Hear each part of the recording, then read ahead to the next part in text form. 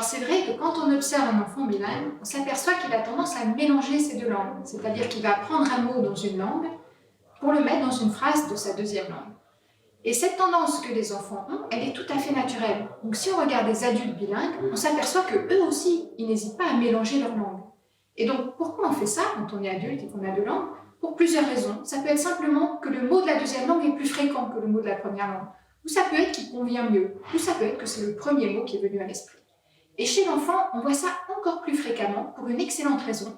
C'est que pour les enfants, c'est très difficile de parler. Donc il faut qu'ils pensent à ce qu'ils veulent dire, qu'ils récupèrent les mots dans leur dictionnaire mental, qu'ils alignent ces mots dans une phrase grammaticale et ensuite qu'ils prononcent tous ces mots les uns à la suite des autres. Et ça, c'est très difficile à faire pour un jeune enfant, qu'il soit monolingue ou bilingue.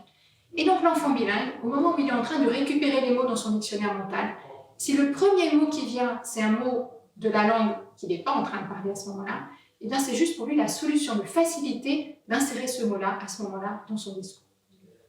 Et si on regarde un peu la manière dont les enfants s'adressent à différents interlocuteurs, on s'aperçoit qu'ils sont sensibles à ça.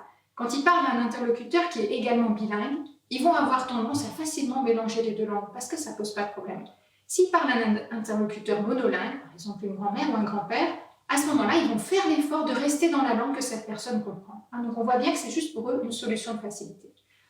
Ensuite, la question qu'on peut se poser, c'est savoir, est-ce que le fait que les enfants mélangent leurs langues, ça traduit quelque chose de plus profond, le fait qu'ils soient confus, qu'ils confondent les deux langues? Et ça, la réponse est non. On sait très bien que les enfants très jeunes sont capables de distinguer leurs deux langues. Donc si on prend des enfants nouveau-nés, francophones par exemple, ils peuvent distinguer entre le français et l'anglais, juste sur la base de la mélodie des langues. Et même quand on a deux langues qui sont très proches entre elles, comme l'espagnol et le catalan, on s'aperçoit que les enfants de 4 mois sont déjà capables de distinguer entre ces deux langues-là. Donc les enfants, à aucun moment dans leur développement, ne sont confus entre leurs deux langues. Et donc finalement, ce qu'on peut conclure, c'est que même si les enfants ont l'air de mélanger leurs langues, ce n'est pas du tout un problème, ce n'est pas inquiétant pour les parents.